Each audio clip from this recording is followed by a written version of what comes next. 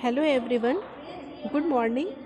आज हम इम्यूनोलॉजी के कुछ टॉपिक्स हैं जो स्टार्ट करने वाले हैं और कॉपी में हमने कहा था जैसे कि हमने आप लोगों को बताएंगे कुछ चीज़ें आप लोगों को पीपीटी से क्लियर नहीं हो पाई होंगी। पीपीटी वाला भी इम्पॉर्टेंट है अपनी जगह पे, लेकिन ये वाली चीज़ भी आपको कॉपी में लिखनी है। कुछ पॉइंट्स जो कॉमन के थे उसको आप हटा सकते हैं, लेकिन बाकी चीज़ें आप कॉपी में लिखेंगे और इससे ज़्यादा समझ में भी आएगा आप लोगों को।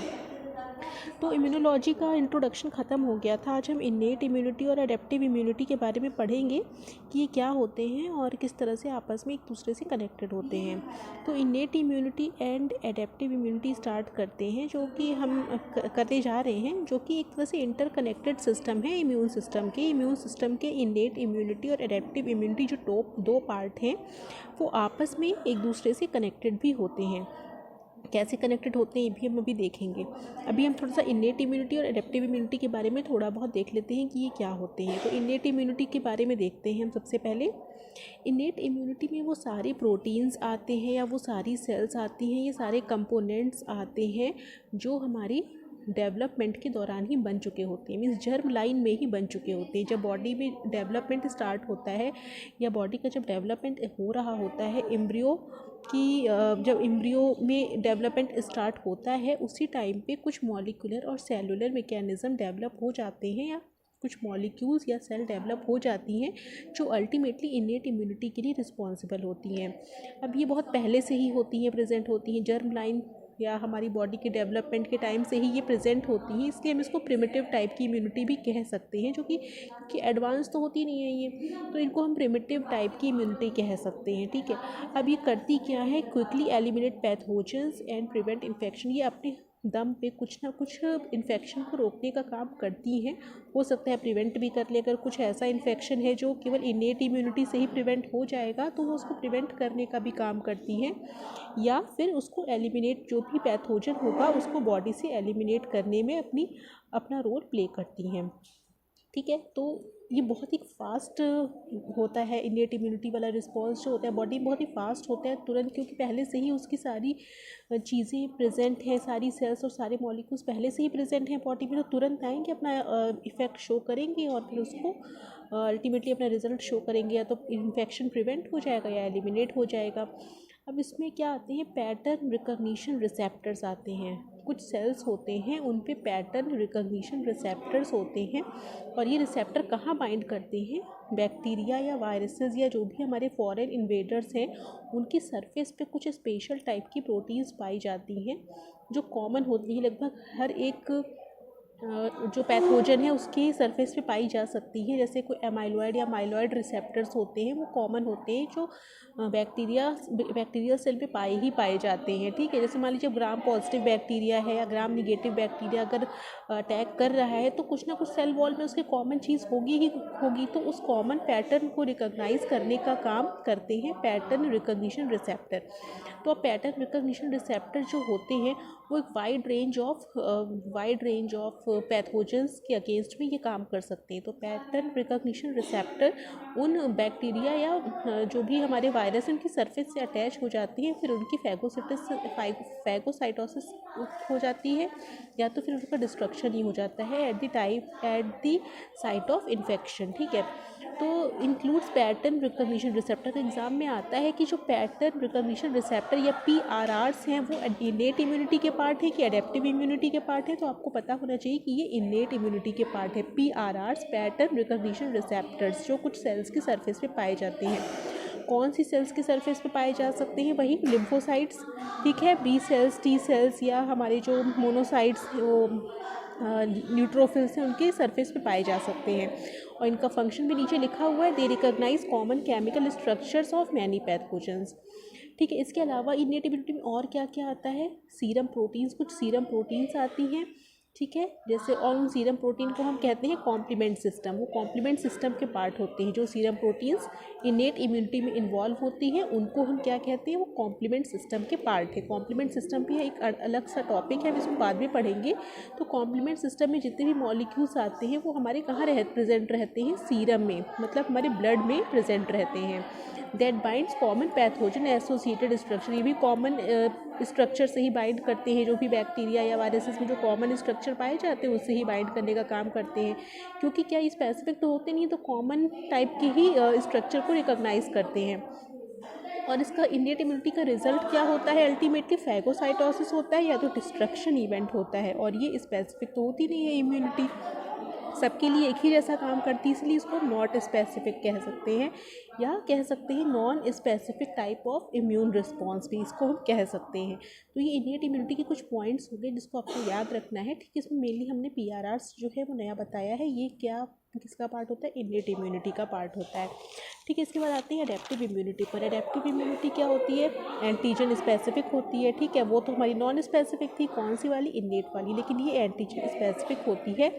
Takes long time to be effective.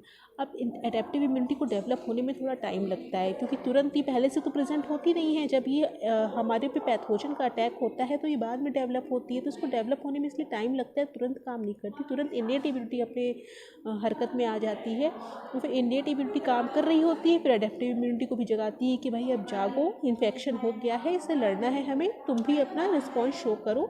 इसीलिए इसको थोड़ा टाइम लग जाता है, लेकिन एक बार ये एक्टिवेट हो जाती है तो ये बहुत ही स्पेसिफिक होती है, बहुत अच्छे तरीके से ही ये हमारे दुश्मनों का सफाया कर सकती है। ठीक है, तो एंटीजन स्पेसिफिक होती है, लॉन्ग टाइम होता है इसको इफेक्टिव होने में, या इसको प्रोसेस में आने में थोड़ा टाइम लगता है, 5 to 6 डेज टाइम लग सकता है। जब इनिशियल एक्सपोजर होता है किसी पैथोजन का, उसके बाद से 5-6 दिन बाद ये एडेप्टिव इम्यूनिटी डेवलप होना स्टार्ट होती है, जो कि इफेक्टिव हो। Depending on depends on B and T cells. Adaptive immunity mainly किस पर डिपेंड करती है, बी और टी सेल्स पर। और इन्नेट इम्यूनिटी किस पर डिपेंड कर रही थी, natural killer cells, neutrophils, macrophages, जो फैगोसिटिक सेल्स हैं उन पर डिपेंड कर रही थी। और अडेप्टिव इम्यूनिटी मेनली बी और टी सेल्स पर डिपेंड करती है। ठीक है, अब एंटीजन इनकाउंटर जब होता है, एंटीजन बॉडी में आ जाता है, उसके बाद क्या होता है, टी और बी सेल्स का सिलेक्शन होता है, प्रोलिफरेशन होता है। ठीक है, टी और बी सेल्स जो उस पर्टिकुलर एंटीजन के स्पेसिफिक होंगे वो सेलेक्ट हो जाएंगी कि हाँ इनको वर्क करना है, फिर उनका क्या होगा, प्रोलिफरेशन होगा। ठीक है, उसके बाद उनके पास एबिलिटी आ जाएगी, मतलब एक तरह से कह सकते हैं एडेप्टिव इम्यूनिटी के पास ये एबिलिटी होती है किसी भी पैथोजन को रिकॉग्नाइज करने की, उसको एलिमिनेट करने की, और उसको रिमेंबर रखने की भी जो एबिलिटी है वो एडेप्टिव इम्यूनिटी में होती है। पहले तो ये रिकॉग्नाइज करने की इनमें पावर होती है, स्पेसिफिक होती हैं, एलिमिनेट करने की भी पावर होती है। ठीक है, तो एलिमिनेट भी बहुत ही इफेक्टिवली कर सकती हैं ये किसी भी पैथोजन को, और रिमेंबर भी रखती हैं, याद रखती हैं कि कौन सा पैथोजन आया था, अगली बार उसको घुसने नहीं देंगी। ठीक है, दरवाज़ा बंद कर देंगी उनके लिए।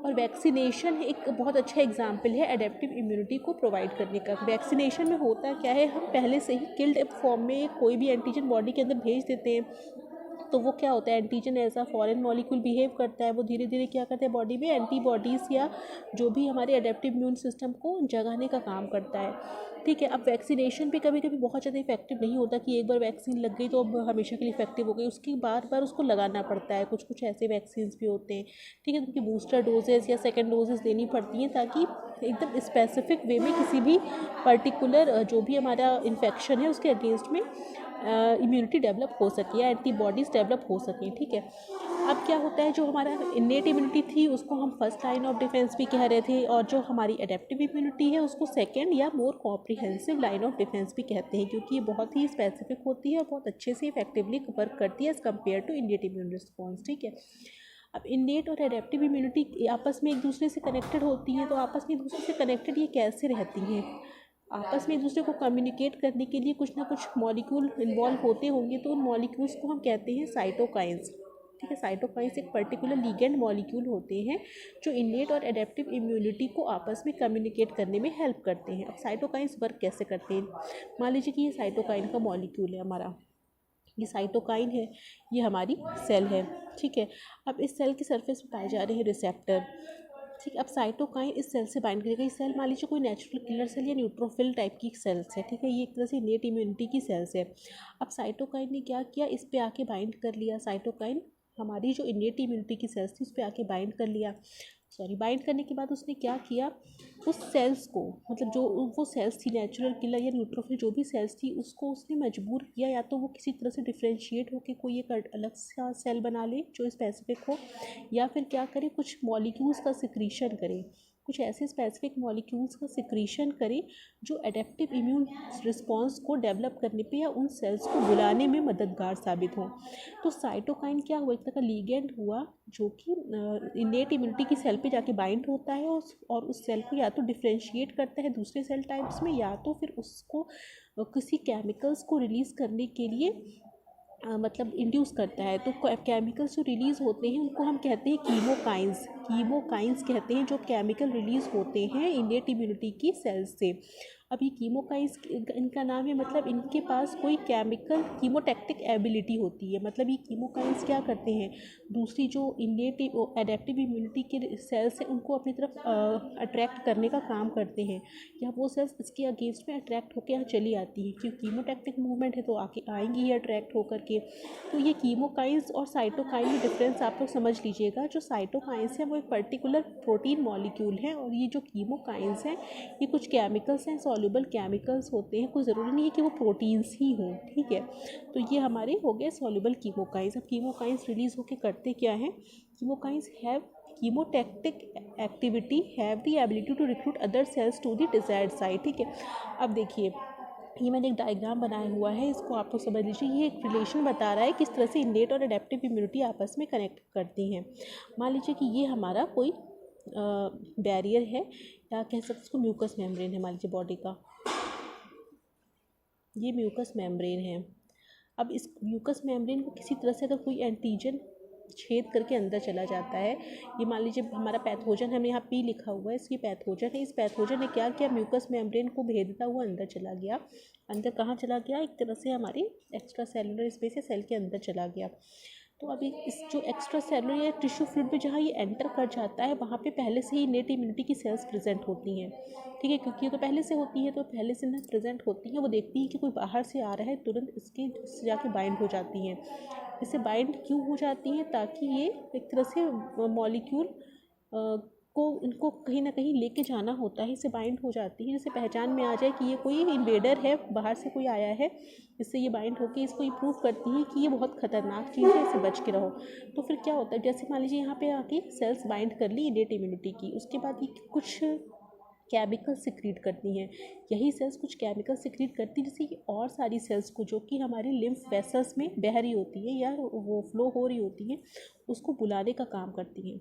तो हुआ क्या, सबसे पहले हमारा पैथोजन अंदर आया बॉडी के म्यूकस मेम्ब्रेन को भेदता हुआ, उसके बाद उससे जो वहाँ की इनेट इम्यूनिटी वाली सेल्स थी, मान लीजिए कि नेचुरल किलर सेल्स है या न्यूट्रोफिल है, वो इससे बाइंड कर जाती हैं। बाइंड करने के बाद ये कुछ केमिकल सिक्रीट करती है। ये केमिकल्स इन जो टिश्यू जो लिम्फ वेसल्स में फ्लो हो रही होती अदर सेल्स होती हैं, नेचुरल किलर सेल्स या न्यूट्रोफिल्स या मैक्रोफिटिस, उनको अपनी तरफ बुलाती हैं, रिक्रूट करती हैं, जिससे यहाँ पे क्या होता है, टिश्यू फ्लूइड बढ़ जाता है। हमारा जो एक्स्ट्रा सेलुलर फ्लूइड ज़्यादा इकट्ठा हो जाता है सेल्स में, तो स्वेलिंग हो डेवलप हो जाती है। स्वेलिंग एक तरह का इन्फ्लेमेशन है, साबित करने के लिए कि यह इन्फेक्शन वाली जगह है ये। तो यहाँ पे खूब सारी सेल्स जब आ जाती हैं तो यहाँ पे स्वेलिंग हो जाती है, इन्फ्लेमेशन होने लग जाता है। अब क्या करती है ये सेल, इसको लेकर के जाती है, मतलब कई सारी सेल अब बाइंड कर जाएंगी, कई सारी आ गई तो कई सारी सेल्स इसके साथ बाइंड कर जाएंगी, जहाँ भी जिसको अपना रिसेप्टर जैसा मिल जाएगा वहाँ पे वो बाइंड कर जाएंगी, एक पर्टिकुलर कॉमन रिसेप्टर के साथ बाइंड कर जाएंगी, ठीक है। तो अब उसके बाद इसको लेकर के जाएंगी कहाँ पर, इसको धीरे धीरे लेके जाएंगी जो पास के हमारे लिम्फ नोड होते हैं वहाँ पे लेकर के जाएंगी। पहले इस सेल के अंदर घुसी, उस सेल से होती हुई कहाँ पे चली गई, लिम्फ नोड में ये पहुँचा दी इसको, ठीक है। ये सारी चीज़ें जो इससे बाइंड हो गई थी वो इसको लेकर के लिम्फ नोड में पहुँच गई। अब लिम्फ नोड में पहले से ही हमारी कई सारी लिम्फोसाइट्स प्रेजेंट रहती हैं, उसमें से जो इस एंटीजन की स्पेसिफिक जो लिम्फोसाइट अगर प्रेजेंट होगी, ठीक है, अगर प्रेजेंट है तो वो उसके साथ बाइंड होगी। सबसे पहले क्या होती है, टी सेल बाइंड करती है। टी सेल बाइंड करने के बाद डिफ्रेंशिएट होती है टीएच सेल्स और टीसी सेल्स में। टीएच सेल्स को कहते हैं T helper cell, TC cells को कहते हैं टी साइटोटॉक्सिक सेल। अब टी हेल्पर सेल क्या करती है, बी सेल को रिक्रूट करती है उसी जगह पे, ठीक है। बी सेल आ जाती हैं जिनके पास एंटीबॉडीज़ होगी इसके अगेंस्ट में, वो बी सेल आके यहाँ पे एंटीबॉडीज से इसके साथ बाइंड कर जाती हैं। मतलब इस बी सेल में इसके स्पेसिफिक एंटीबॉडीज़ होनी चाहिए तभी वो आके यहाँ बाइंड करेंगी, ठीक है। उसी तरह की टीएच सेल्स उसी तरह की बी सेल को बुलाती है। उसके बाद क्या होता है, बी सेल भी हमारी मेमोरी सेल और प्लाज्मा सेल्स में डिफ्रेंशिएट होने लग जाती है। मेमोरी सेल तो रह जाती है, प्लाज्मा सेल जो होती है एंटीबॉडी प्रोड्यूस करती हैं, और सारे इसके सारे एंटीबॉडीज़ क्या होते हैं, इसके सारे सरफेस से बाइंड होकर इसकी फैगोसाइटोसिस कर देते हैं इसको, या तो ये फैगोसाइटोसिस हो जाएगी, या तो फिर क्या होगा, इसका डिस्ट्रक्शन हो जाएगा, छोटे छोटे पार्ट्स में टूट जाएगी और फिर से उसकी फैगोसाइटोसिस हो जाएगी या पूरा एलिमिनेट कर दिया जाएगा। तो ये रिस्पॉन्स होता है हमारा। इन्नेट और एडेप्टिव दोनों तरह की इम्यूनिटी देखिए इसमें इंटरेक्ट कर रही हैं, और उसको इंटरेक्ट करवाने वाला कौन होते हैं, यही सॉल्युबल कुछ मॉलिक्यूल्स होते हैं। ठीक है, सॉल्युबल मॉलिक्यूल्स जो होते हैं वही इन सब में हेल्प करते हैं। कीमोटैक्टिक मूवमेंट होता है यहाँ पर। ठीक है, ये इसको ले जाती हैं लिम्फ नोड में, लिम्फ नोड पे भी लेकर के जाती हैं, तो कुछ ना कुछ केमिकल्स होते होंगे जिसकी वजह से क्या होती होंगी, टी और बी सेल्स भी यहाँ पर रिक्रूट होती होंगी और अपना जो भी रिस्पॉन्स है वो शो करती होंगी। तो फिर यही हमारा है एक तरह से collaboration between innate and adaptive immunity.